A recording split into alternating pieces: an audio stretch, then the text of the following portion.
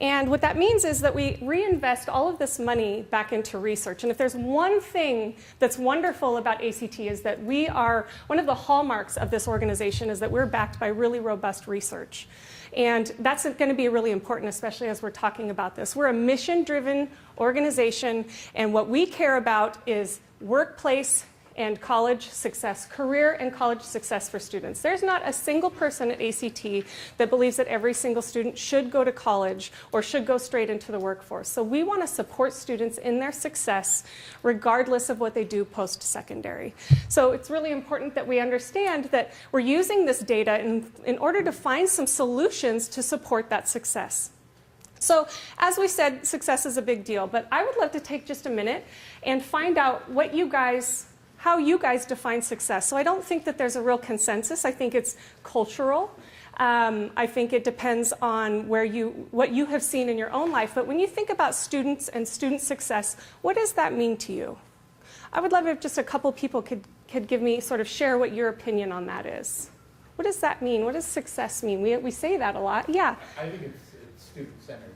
Student-centered. Right? Success to the student.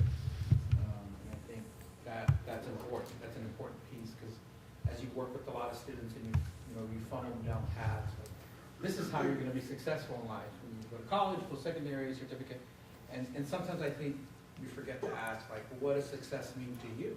Sure, and sure. having those conversations and really the perspective of success comes from there, and then you take those pieces and you build out a path for that student.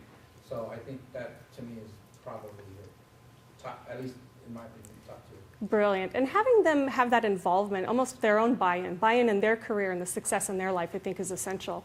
What does somebody else think? Yeah. I think just when I think of the students that I've encouraged in post-secondary education, I think success for me would be to have them be fulfilled with what they're doing and taking advantage of all of the opportunities that are coming at them, like the travel abroad, Sure. the experiences with internships and just learning how to be professional, and of course their academic piece, which is like a priority. Sure, sure. Yeah, so what I'm kind of hearing you say, and correct me if I'm wrong, is it's a long term. It's a journey, it's a process. It's not a fleeting moment of success, so a grade in a class. Heidi, yeah. And I think to kind of piggyback on what David said is for all students to know what those opportunities are. Because I know there's a lot of students in Arizona that don't know that study abroad, for example, is a thing that they could ever do, when really there is, and to know that the opportunity exists and to be able to figure out whatever pathway to get to that opportunity. Yeah. It needs to be both. Access and equitability, absolutely. Perfect. Anybody else have one last thing before I move to the next slide? What does success mean to you for your students? Yeah. One thing that I've always talked with my students about is having options. Options. So many Yeah, that kind of. Many different options. It's not just one thing. Sure. So being successful is you've built so many different options and opportunities. Yeah, opportunity is a big deal. Well, thank you for that. So as we're talking about sort of this new movement of ACT and some of these new solutions and new tools, we're going to take a look at a few different things here today. So we've got kind of the buzz on social emotional learning. I love that this dialogue is being opened, and it's being opened for a couple really specific reasons, which we'll talk about.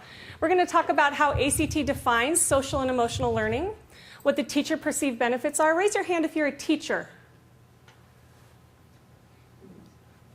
Raise your hand if you're a former teacher. There we go. That's what I was thinking. We're going to take a look at ACT's holistic framework, the big 5 personality types. We're going to take a look at the assessment. And then if you can hold questions till the very end, unless you just have a really burning question, in which case you cannot continue in this presentation unless you ask it, please do. So I just want to start by asking you to take just a moment, 10, 15 seconds, to think about a student. And we're talking like a 12 or 13-year-old student. It could be a student that you worked with previously, a student that you know now. Maybe it's a family member or a friend of a family. Maybe it's you when you were 12 or 13. And what I want you to think about as I'm presenting some of this information for you is how, in the trajectory of that student's life, might the early detection and intervention of some soft skills, some social emotional learning, might have impacted that student. And so just for the purpose of this presentation, so I can have something to sort of anchor myself to, is there anybody that thought of somebody like immediately that might benefit from some soft? I see some heads shaking. Would somebody be willing to give me just a first name, no FERPA violations here, one first name of the student that, or a person that you're thinking of? Joanna. Billy. Okay. And just for the purpose of this, so that I use my pronouns correctly, would Billy prefer to be a male or a female? Male. Okay, Billy, he's a guy. All right, so how is the student going to benefit from early detection? Are they inquisitive? Are they defiant? Do they have behavior problems? Are they motivated? Do they like group projects? What about this student? What are these students' soft skills? Okay, so we're going to get into kind of where we are, how we ended up in the conversation in the nationwide topic of social emotional learning, and what is the real impetus for some of this conversation. Why do we care about this right now specifically?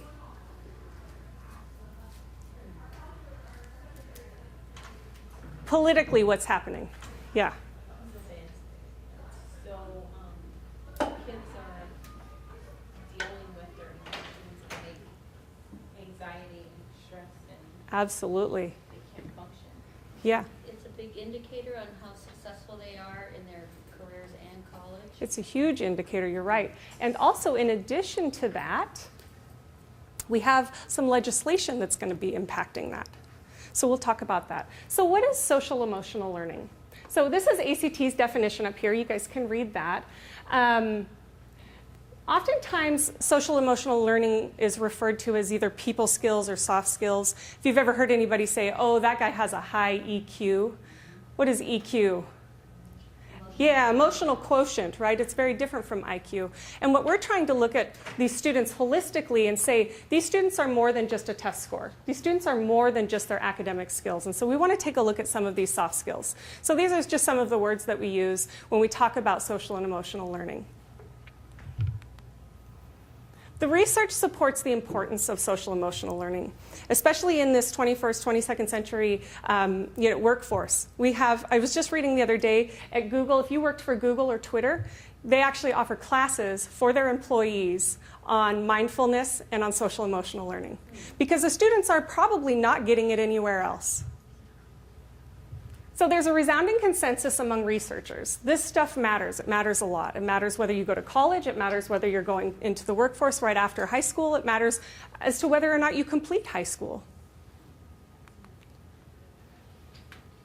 So when we take a look at some of the research, and I think this research was done using a meta-analysis of school-based universal interventions, what we see is, by and large, this stuff is making a huge impact on improvement in students' lives.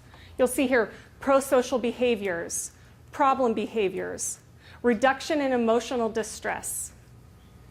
Okay, look at this big one here, increase in social and emotional skills. So these students are benefiting in multiple ways, and we already know this. It's just we haven't really had the opportunity to open up this type of dialogue in our field because everything has been driven by academic skills, core academic skills. Well, guess what? If you have a brilliantly smart student that goes to college who has no grit or perseverance, what is the likelihood that they're going to get themselves out of bed and go to class? What is the likelihood that they might graduate from college or that they might make it successful into promotions in the workforce? Okay, so we have to address a student as being in kind of this holistic approach as being more than just academic skills. Now, there was a change in policy. So there's been a lot of talk about social and emotional learning. ESSA, the Every Student Succeed Act, was signed by President Obama in 2015. No Child Left Behind hit the cutting room floor. NCLB is out, ESSA is in. So what does that mean? That means that these states are kind of scrambling to figure out exactly how they're going to report their accountability systems statewide. And one of the things that they have to include in that reporting for their accountability is non-academic measures. So tell me, what are some of the non-academic measures that are being used right now? Who knows what's being used in your district in preparation for non-academic skills? How many of you are using attendance as a non-academic measure?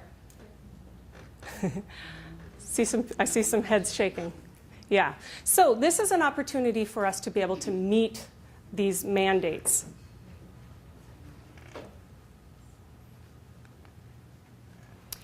Social-emotional learning measurements are predictors of really important outcomes, and a lot of schools are using this to reduce absenteeism and dropout rates. This is a really big component. But we're not just talking school here. We're talking school, work, and life. Social-emotional learning skills go way beyond just what's happening in the classroom. But when we talk about being in the classroom, how many hours a year do we have our students in classrooms? Okay, well, let's see. If an average week is 33 hours with students in the classroom, and students have, I suppose, approximately 36 weeks of school a year, that's 1,200 hours of school a year. So we have a really big opportunity to positively impact some of this thing. College retention, organizational citizenship, positive peer relationships. But what I'm going to try to help you understand today is until we measure these behaviors and these skills, we don't really know necessarily how to support students. We need to know what their strengths and weaknesses are in order to be able to intervene. So here's one of my questions for you. Can personality change? This is a yes or no question. Yes. Does anybody think no? Are we just born the way we're born with the personalities that we have, and that's just how it's going to be for our life? What do research scientists say is, how old are we before our brain is fully developed? This is going to be for one of our, she said female or male. That's pretty funny. This is going to be one of our door prizes. I'm not going to tell you what the door prize is, but so I want somebody to raise their hand, answer this question, and the first person to get it right will get one of our door prizes. At what age do scientists say that a brain is fully developed? 25. What did you say? 23. What did you say? 25. 25. That's our winner right there. Okay. You said that, but you didn't raise your hand. I'm a former teacher. Give me a break. Okay. So if the brain is not even developed until age 25, we have all kinds of opportunities to assist. So I was taking a look at this presentation a little bit earlier, and some of these colors kind of bleed on this presentation here, so I want to show you. This one here is social dominance. Okay. This blue one here is agreeableness. This is increasing as we get older. So these are age ranges, 10 to 18, 18 to 22, 22 to 30, 30 to 40, 40 to 50, 50 plus, and then 60 to 70, and then 70 and beyond. What happens to openness as we get older? Yikes, right? It's a good thing we're not teaching these guys right here. So the point is that personality can change. And so we wanted to get in and talk to these teachers about what do they think. I mean, of course, in conversation, we can talk about how social-emotional learning matters, but what do teachers in the classroom believe about this? Do they have that buy-in? Do they believe that it's even, I mean, some people are asking the question, is it even our responsibility? And my answer is, yeah, absolutely. Okay? So teachers believe that these programs are essential. I want to know who these 2% here, these people that think there's too much SEL happening. I know in my high school and elementary, middle school careers, I don't recall ever having any conversations about anything that would remotely qualify as social-emotional learning. But that's not to say that there aren't people out there that think that, you know, this is too soft science stuff. This is a parent's job. Right? But I say, look, we have these students for 1,200 hours a year. We have these great opportunities to be able to help these students improve their skills. So about half and half say we've got about the right amount, and the other half says we need more. So let's put a greater emphasis on social-emotional learning so we can improve things like academic performance, preparing students for the workforce, and becoming good citizens. The workforce is calling for people with better soft skills, bottom line. Okay? You can be a brilliant engineer, but if you have an inability to manage your time well and work well with others, you're in trouble.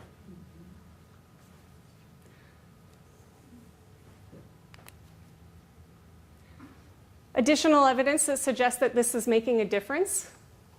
We've got meaningful impacts in improving relationships, Reducing bullying. Bullying is such a hot topic right now. It's heartbreaking. It's heartbreaking to hear about this. And I know that bullying was always happening. We just didn't hear about it that much when we were, I don't know if you did, but as children, I didn't really hear about it that much. And now with the, the invention of the internet, we hear about this all the time. But what if we could get in and reach some of these students that would ultimately result in being bullied or bullies? I think that we would all take that opportunity to help those students. So, improving academic performance, yeah, of course that matters. Academic measures are always going to matter. What we're saying is, let's look at the student in a bigger picture. And the return on investment for social emotional learning is pretty big. Take a look at this. Every $1 invested in social emotional learning programs yields $11 in long-term benefits.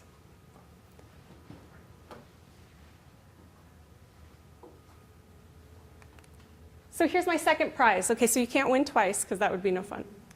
What is a Tessera? Do you? Oh. Oh. I was like, she's just ready. She knows what a Tessera. She knows what a Tessera is. Does anybody happen to know what a Tessera is? Now, take a close look at this picture. I'm not just using this because this is a picture of a student, or maybe you think I picked it because she looks troubled or concerned. There's something going on here. What is the hint? I'll give you a really great clue. It's a noun. No, Heidi. I just Googled it, I know. Okay, you can't just Google it. Do you know? I think you, do you have? I was just saying it was a grouping of pictures. A grouping of pictures. That's close enough. Here's what a tessera is. It's a small piece used in mosaic work. So someone tell me, why do we call this assessment tessera? It's a holistic view of a student. A holistic view of a student, a puzzle piece. Students are more than just that component of academic success, right? So it's intentional, this word tessera. And sometimes people want to call it tessera, but here's your opportunity to say, no, I actually attended a presentation. It's pronounced tessera. Okay? Great. So make sure I'll show you guys what you won a little bit later. So that holistic approach is exactly what ACT researchers, the smartest in the nation, came together and built this foundation called the holistic framework. And this is a really busy graphic. I want to draw your attention to a couple things. One is we're taking a look at the continuum of a student's life and career. So from all the way from early education up through high school, post-secondary, and into the workforce. And it's separated into 4 domains. The one that I'm most concerned with today that I'd like to draw your attention to are those behavioral skills. Okay? So all of these things work interconnectedly. And we've been embracing this holistic approach for quite some time. We're interested in ACT. We're interested in measuring this student learning and this growth, right? So we want to be able to assess strengths and weaknesses in students so that we can do something from there. Now, what I oftentimes say about a test is that the inability to use any data from that test renders it useless, right? So there's test and then there's a process of assessment. I kind of see it like a noun versus a verb. So assessment is administering a test with a score and a plan to do something with that data.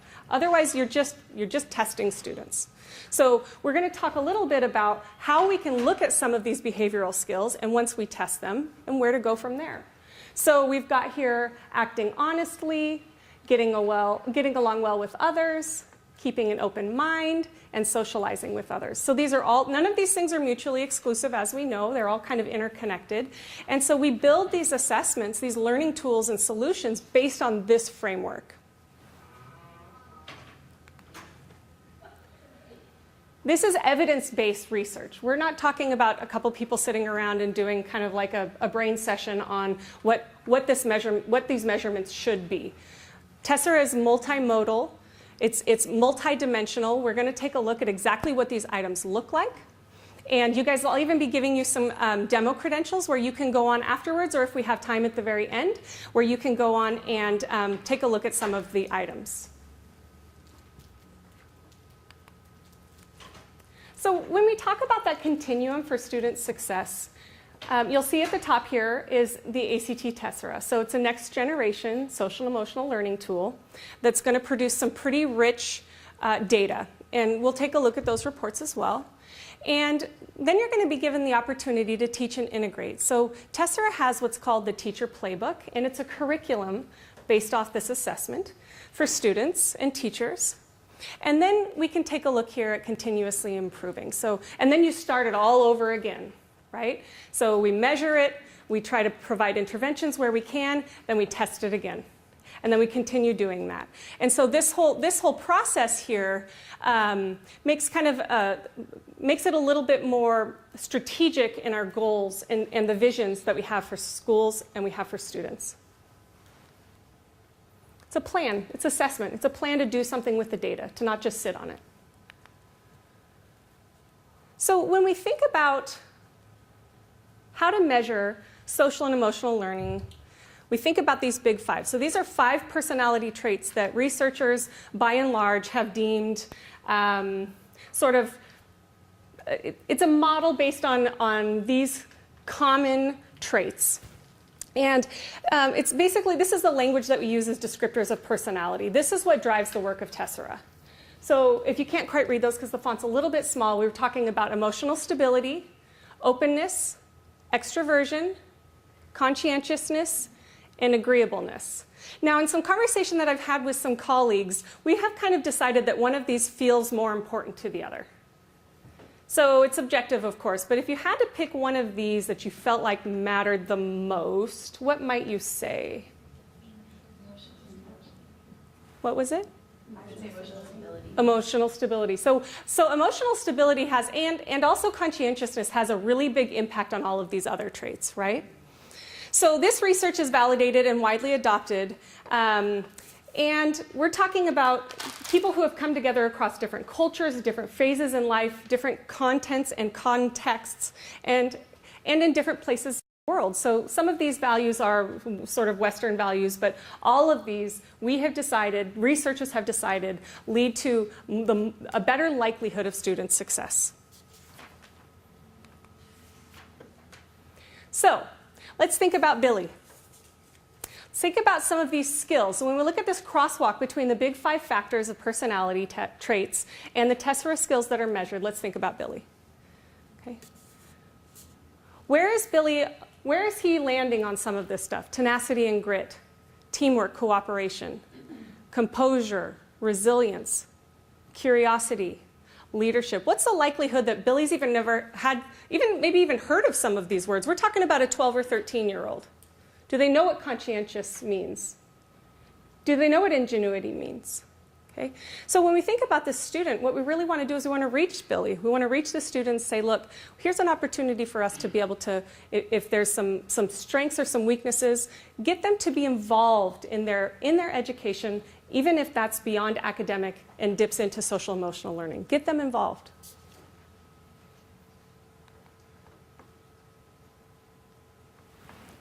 So ACT Tessera is a tool that's used in grades 6 through 12. There are 6 constructs we've kind of taken a look at already. We're going to look specifically at what those 3 methods are. We're going to show you 3 different types of items for this assessment. It's all done online. It's approximately 30 minutes, and you can do unlimited retakes on this. So if you want to do pre-post, you can. If you want to, as students are coming in for the school year, it's a quick test. They go online. A lot of the questions are based on a Likert scale. So they're answering agree, strongly agree sort of thing. And you can do it at the beginning of the year just to sort of get a baseline of where your students are, because that's the opportunity to see where that growth can happen. The reports are great. They're available school-wide for teachers and students. And again, that playbook's going to come into play. Spoiler alert, that's what the door prize is. Okay, so here's how ACT Tessera works. We've got 3 different techniques. We're going to talk about self-report items, situational judgment items, which really gives students the opportunity to imagine what they would do in a particular scenario and how they would respond to that. We kind of jokingly refer to this as the no wrong answers test, because the student can take this test without any anxiety of where they're going to rank as far as their percentiles or how they're going to score on it. It's just an opportunity to get in sort of take stock, take an inventory of how they feel about some of these things and what they think their strengths and weaknesses are. And then finally, forced choice items. So students are presented with a lot of statements and then most likely or least likely. Kind of, it's a little bit reminiscent of what feels like the Myers-Briggs personality test or Enneagrams or whatever, some of those more popular ones are. But these are proven. This is a proven curriculum and a proven assessment that works with these school-aged kids. Okay, so here's what a self-report item looks like. Select how much you agree with each of the following statements. So I'm just going to go ahead and read them in case you can't see them all the way in the back. So the first one is, I enjoy group-based projects. So it varies all the way from strongly agree to strongly disagree. I feel like there are two types of people in this world. People who love group projects and people who don't. And I'm not going to tell you which one of those I am. Select how much you agree with each of the following statements. I offer help to those who need assistance. Again, it goes from strongly agree to strongly disagree. I see a lot of people who are wonderfully taking some pictures of this, but what I want to say is if you would like for me to make this PowerPoint available to you, then I can keep you from having to use up all the storage on your phone. Okay, here's a situational judgment test item. After studying very hard for a math test, the test results are disappointing and you have yet to do as well as expected. While you're currently proficient, you'd like to move up to the next level. How likely are you to do each of the following? So it gives these 5 different options. Look over the test to see what questions you got wrong and work on those. Some students are like, nope, not me. Don't do it. Decide that there's no point to studying so hard if you don't get the results you want. Yep, I know a few students like that. Keep on studying and trying to improve your results on the next test so that you can move to the next level. Very likely, may or may not. Very unlikely. Blame the disappointing results on a bad test because you studied very hard. Or finally, compare your grades with other students. That, I will admit, that's me right there. And then finally, we have a forced choice item. So below, you'll be able to provide with several groups of 3 statements. Be provided with several groups of 3 statements. For each one, choose both the statement that is most like you and the statement that is least like you. Do nothing with a third statement. Some of these decisions might be difficult. Please just do your best. Remember that there are no right or wrong answers. So they get an opportunity to select. I do more than what my teachers expect. I'm concerned about other students. So even the selection of this matters, which of these 2 that they answer. So these are the demo credentials. Like I said, if we have some time at the end here wrapping up, we can take a look at a few more items if anyone has any interest in doing that. I'm hoping that we can have some good discussion, too, about what you see as the value or use of these maybe back in your school districts. But if we do have time, I would love to show you those. And then these are what the reports look like.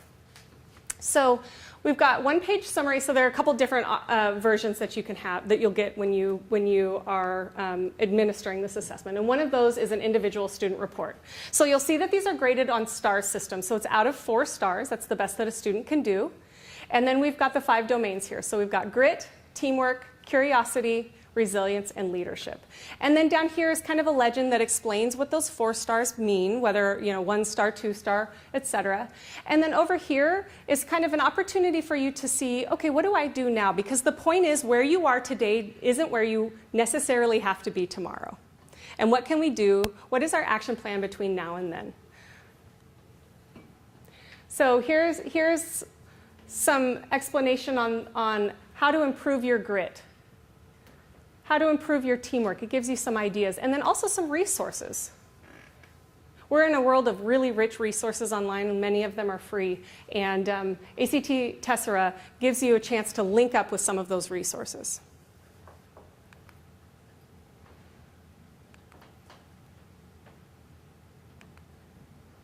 New for this, for 2018-2019, you can have school comparison aggregate reports.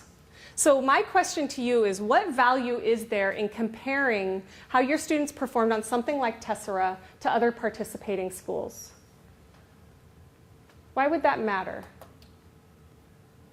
To evaluate programs that you're possibly using, or Program evaluation. Yeah, exactly. What else? school environment. School environment. This is a really big component right now, is school environment. The point is, once we have this information, oftentimes, especially, is anybody from Flagstaff here? Yeah, Flagstaff, Coconino. So Flagstaff and Coconino are often compared. So sometimes you want to partner up and say, hey, look, I noticed you guys are using, and Flagstaff is quite interested, it sounds like, in the possibility of using Tessera. Okay, what are they doing that's working well? What's going on over at Flag that we want to be doing over here at Coconino, right? So sometimes your biggest resource is learning who's doing it well. Who are the champions of administering some of these assessments? And so this is a student. This is some detailed information on the student report. Just kind of goes a little bit further into all of these scores for this particular student. See how they're performing, how they might be able to improve. I didn't intend for you necessarily to be able to read all of this text, but I'd be more than happy to provide some resources for you if you want to see these reports. And again, I'd be happy to share this PowerPoint presentation with you. Okay, so when we talked about program evaluation, that's exactly, you were just 2 slides early, Brad. Identification or assignment of students for specific interventions, taking a look at training, evaluation of school-wide programs and approaches, feedback provided to students. So we know that data can be used to help students and teachers, and this is kind of where educators believe that the biggest sort of impact on these students and on these schools might be. Accountability is a big deal, especially when it's a statutory requirement through ESSA.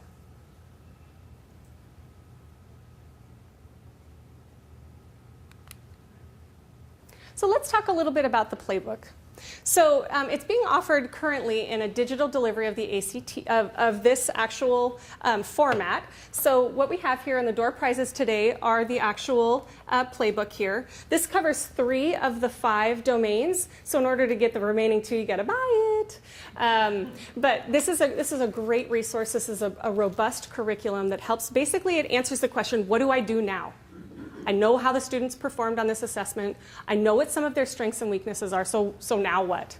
So it's got intended learning outcomes for each unit, how to increase their knowledge, give them opportunities to practice, and then having particular activities. So I'm going to share with you 2 activities from this. So the first unit that we're going to look at is teamwork. Okay, so it's just, we've got a couple little graphics on here on this playbook. This is for teachers to use with their students. And this activity is called Walk in My Shoes. It's approximately 10 to 15 minutes. So I know that we are over-encumbered as teachers. I know that we're asking a lot of teachers. I know that they have a lot that they are expected, a lot of material they're expected to cover. But I would argue that 10 to 15 minutes is doable, especially if you want to start an activity at the beginning of class or have time in between. And sometimes they can be married with other academic instructional supports or opportunities. So this one's called Walk in My Shoes, and it says, this activity can be printed and handed out to students to complete as classwork or as a take-home assignment. I would have loved in the math class that I was taking in high school to have this type of an assignment to take home to do as homework, because what it says is there's a new student in your class. Imagine what the new student might be thinking on her first day and write it in the cloud bubble. Also in this class, there's a mean student and a nice student. Imagine what they might say as the new student walks in and write in their bubbles. So there's an opportunity to take a look at things like a new student. How about a disapproving teacher? You happen to overhear your teacher saying something semi-negative to another student about how they performed on a test. What would the mean student say? What would the nice student say? What would you say? Kind of a chance to check in, kind of do an inventory on some feelings and some empathy. And then a foreign exchange, another one is a foreign exchange student. So you've got a new student coming in, he speaks with a strong accent, wearing clothes that look a little bit different. So it's an opportunity for students to check in and sort of find an agreement between what they might be thinking along with this other, in alignment with this other nice student versus what could be mean and nasty, and just an opportunity to really sort of explore some of that. So I think those types of activities are missing from our curriculum, and I think that students would really benefit from some of that. Another activity on grit is using time to achieve your goals. So there are a couple pages here of some instructions on how to set up basically an opportunity for a student to start tracking their time. You know, time management's kind of a big deal for students, right? A lot of students are busy with extracurriculars, and I would be willing to bet that not many students have sat down and thought about how many hours a week am I spending studying? Or how many hours a week am I spending taking piano lessons? It's neither good nor bad, it just is. So this is an opportunity for them to take some inventory on how much time they're spending in certain regards, and then to be able to figure out if that's in line with their ability to meet whatever goals they might have. This also feels kind of reminiscent of what they're going to have to face before too long, which is budgeting, right? So an opportunity to take stock and say, okay, look, remember doing this exercise in class where we talked about time management? I wonder where all my money is going. So it's an opportunity for students to be self-reflective, self-regulating. I think self-regulation, I'm a brand new mom, and I feel like that's my big goal as a mother in life, is like, how do I teach this child to self-regulate? You know, it's tough. These are skills that have to be learned. They're not, you know, if they're not modeled for them, in a lot of cases, these students are not getting some of this stuff modeled for them at home. We can model that for them as teachers. So this thing is just chock full with activities and information, resources. It links to things like WebMD. I mean, there's all kinds of information and opportunities for teachers to find ways to make this sort of interesting and relevant to these children's lives. Because they're going through it anyway. They might as well have a supporter in the process.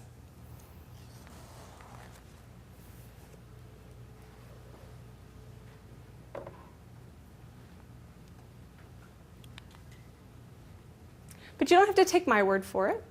There are quite a lot of supporters of Tessera being used across the nation in some schools and having a really big impact. So what I wanted to just put together on a slide for you here was just a couple testimonials of some practitioners who are using this and find it to be really valuable. You know, I'm a former teacher, so I get just like a tiny bit of street cred, but this is what's happening right now. It's being used in these classrooms and making an impact on students. So it's the most important thing that we do. Provides a way, this is a principle, providing a way to focus on systemic school improvement. And a director of curriculum and instruction talks about how it is empowering students to take responsibility for their own development and also their own behaviors.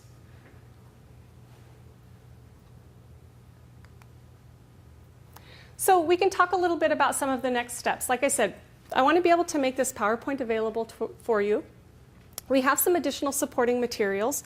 So 2 people will get the Tessera Teacher Playbook today, but we've also brought some materials that just kind of, it's an at-a-glance for Tessera on whether or not you have a clear picture of your students' social and emotional learning skills and kind of what to do from there. So I've got some of these as well. If you're intrigued by some of this, maybe you've had a chance to take a look at some of the demo credentials and you'd like to learn more, I am here local in Arizona, and I would love to come present at your school or district to your administrators to share some of the benefits of social emotional learning. I've also got some business cards here, and so if there's something, you know, maybe you want to tease out a little bit more, what does this look like at a certain level, or how does this actually look in a classroom? Maybe you're considering, you know, we're using this in our skills study class, or, you know, maybe you have an idea for how this might work and you just kind of want to check in and say, like, hey, how can we best use this tool? I would be more than happy to share some of my ideas and information with you, come meet with you. I just live outside of Phoenix, so I'm really close. And so I award you with 4 stars of grit. You made it through this entire presentation. I only saw 1 or 2 people falling asleep. It's a great percentage. No, I'm just teasing. But what questions might I be able to answer for you about this sort of innovative next generation tool? Yes? So all the curriculum is basically 15-minute exercises? They range from... Do in any classroom? Not all of them. Oh, okay. They range from 5 minutes all the way up to probably 2 hours. But yes, they can be used in any classroom with any age of students, grades 6 through 12. I don't think we've perfected yet some of those younger grades, but what we know is the earlier the better. Yes? I can report to you that we did a pilot this fall for elementary, grade 3 through 5 SEL, and we're hoping that it will launch this coming fall. Mm. And there'll be a playbook appropriate for that age group as well. And I will just expand on what Jessica said, which is that these lessons are designed to either be kind of like a bell ringer situation before class. Obviously, you don't have to say, everybody, let's go to grit class, right? You can teach grit in any of your curricular areas, be it music or mathematics or whatever the case may be. And then we have two amazing case studies. One is out of, and she gave you the testimonial from Utah, which was East High School. For those of you who have younger teenagers with High School Musical, that's where it was made. But they actually created an entire course around Tessera and SEL. So first quarter is focusing on communication and collaboration, and the second quarter is how your actions have consequences, and the third one is, I can't even remember, problem solving and collaboration, and the last one is how do you become a global citizen. And they've had such success with that particular course that now all the athletes at East High School are required to take that course because the coaches find value in it.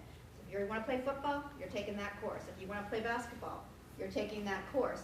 It's become a bigger impact. And then you have a small, I call it the little district that could, in Kansas, McPherson, where they actually do say, okay, not everybody's going to need help with grit, but we have 30 students who do. So we're going to create a special class for them, and they're going to spend 20 minutes every other week, and we're going to pull them out of here and have them do that. So there's not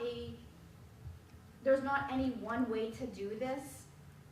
There's a variety of ways, and for as many ways as I've just given you, you probably could come up with another one. But the goal is that that playbook, be it that hand version, that hard copy version that Jessica has, or the one that's online, is really just to be another resource to help you. Jessica started off this session talking about we are a learning, measurement, and navigation company. The measurement is the actual assessment. The learning piece is the playbook and the navigation as well. Yeah. And so, as Stephanie said, also it's great. You should travel with your boss all the time. She's fantastic.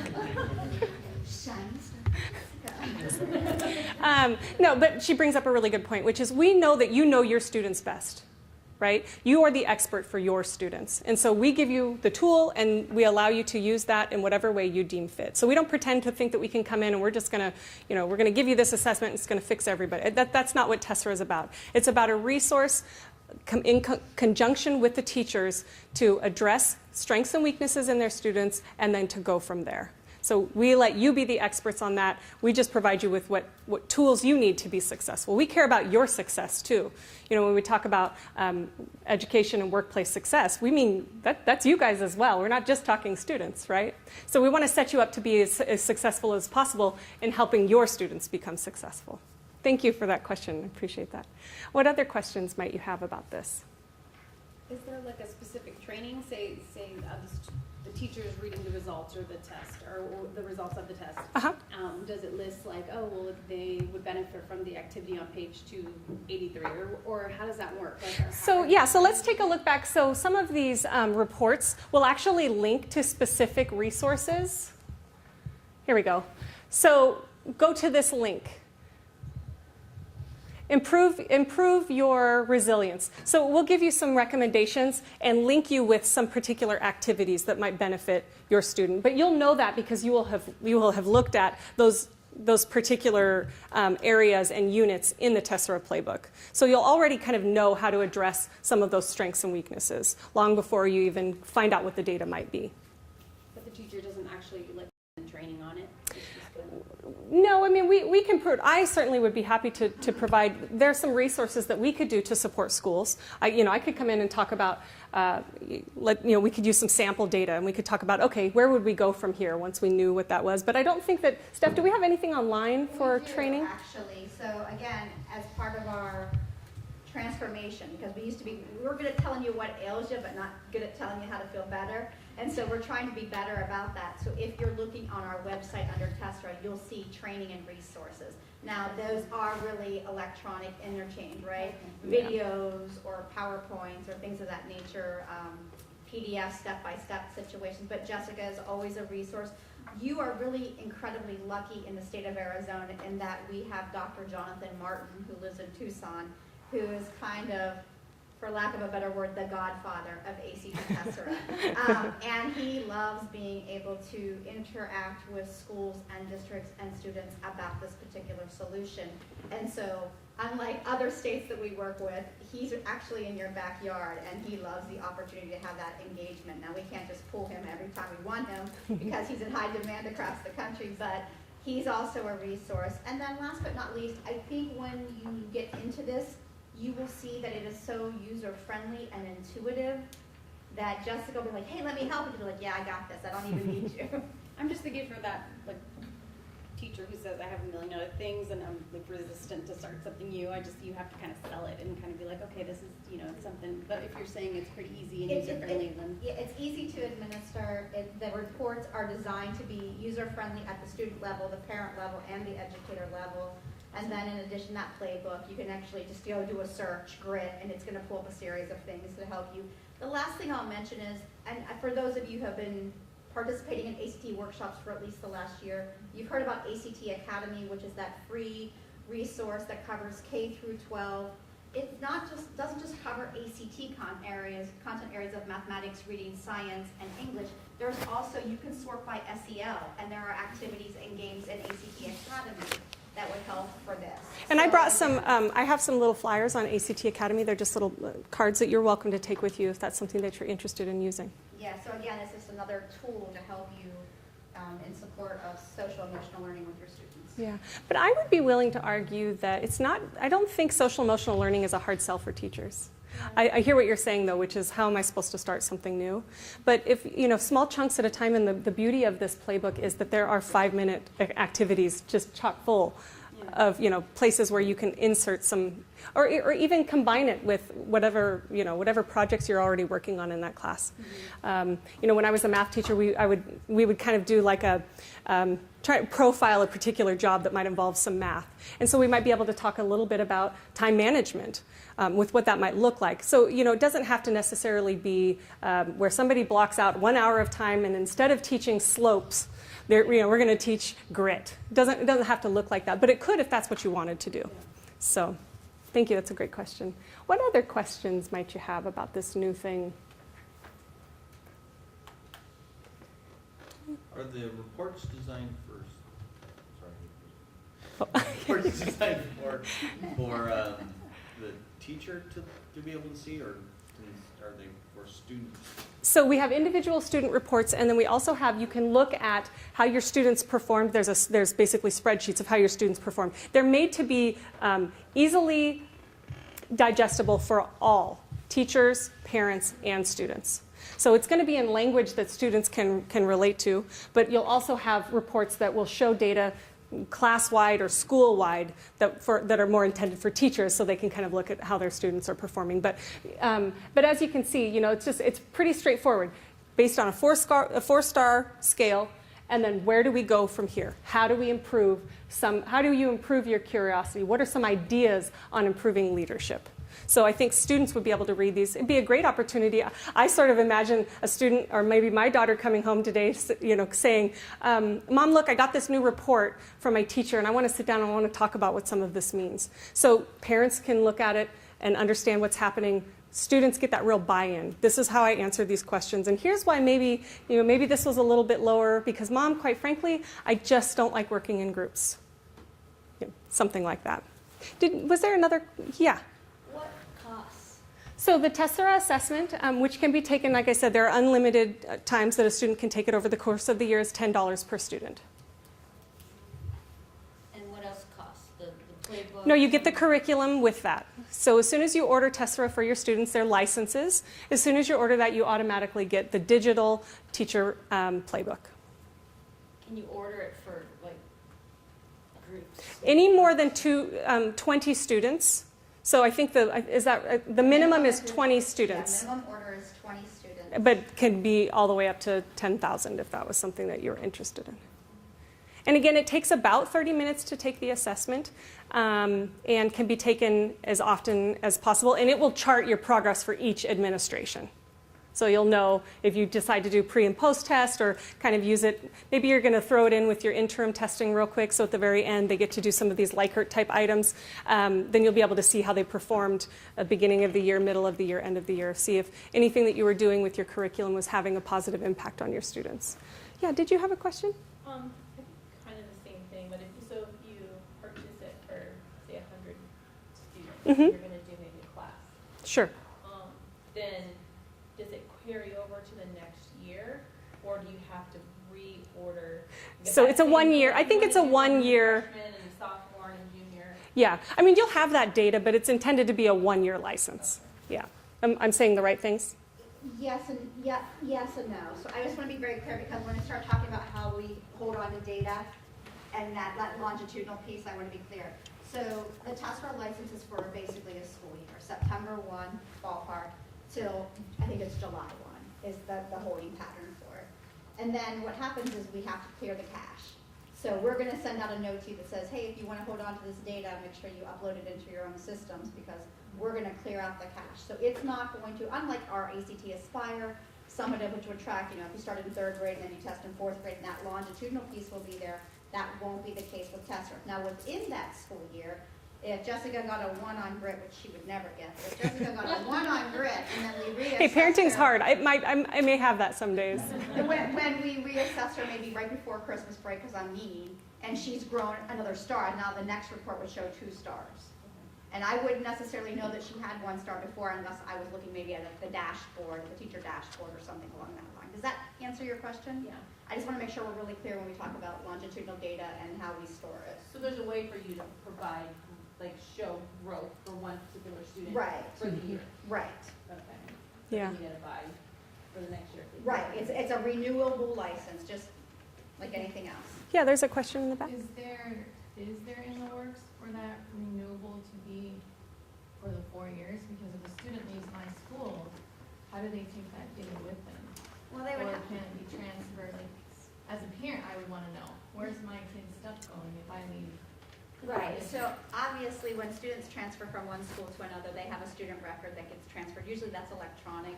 Not every school is using this in Arizona, so I mean, it could be as much as the student has their own the student will have a hard copy if the student chooses to have it printed out or not. I guess it's whether the student's host school that's transferring, so I'm going from, let's go out of district. I'm going from a school in Phoenix Union and I'm moving to Flag, and I'm now going to go to Coconino. If Phoenix Union is using Tessera and they put that in that student's file and it gets transferred to Coconino, great. If it doesn't, I don't know if I'm not answering your question properly, but I think it's... So the student can't take their own data with them unless They it's can. hard copy. It's a hard copy, yeah. They're not going to have a student account that they log into. It's not like act.org/student. This is something separate from that. Now, doesn't mean that down the road that couldn't be on the roadmap. That's kind of an interesting suggestion since we are placing such high stock in SEL. I think it's a good idea to think about it. And I'm just thinking, in our district, we do have a high rate of turnover within kids at times, and sometimes we get them a year later, Right. but I just know how difficult it's been to transfer the ECAP from school to school, Yeah. even within our own district, that, I would want, as a counselor, I'd want as much information as possible. Yeah, I would say we're starting to have schools and districts within the state really interested in Tessera and having some very strong conversations. I don't know that we have enough of a presence on this particular area that would be a commonly asked question. Hey, by the way, do you have that ACT Tessera scores for Johnny? Because I saw his ECAP and everything else, but I didn't see this. Give us a year. Give Jessica a year, and I think it's going to be hard to say no to her. I think not just to her, but to SEL. I think it would be a compelling argument for looking at the whole student. Yeah. Are your assessments and reports available in other languages? I don't believe Tessera is available in Spanish yet. Yet. But let us investigate that. And Dominique, do not leave here without giving us your card and writing that question on your card, and then Jessica will follow up with you. And I'm thinking more for our population in Tucson Unified as far as Sure. A Spanish report for parents. Exactly. And other languages. And we have done, I think we've done a good job, a better job, how about that, than we have in the past, of making sure that we have parent-facing documents that are in Spanish, but I think they have been very specific to ACT and even pre-ACT. I don't know that we have made that transition to our other solutions, so it's a great suggestion and one that Jessica and I will take back, but please make sure we get your card so we can follow up on that. Wonderful. Are there any other questions that I can ask before we wrap this up here? No, well, thank you guys so much for attending this session. Really appreciate your time and love to be able to talk about this. This is like I said, this is one of my favorite solutions that ACT has to offer, and I hope you got some value from this today. So thank you guys so much for attending. Thank you. Yeah. Oh, thank you.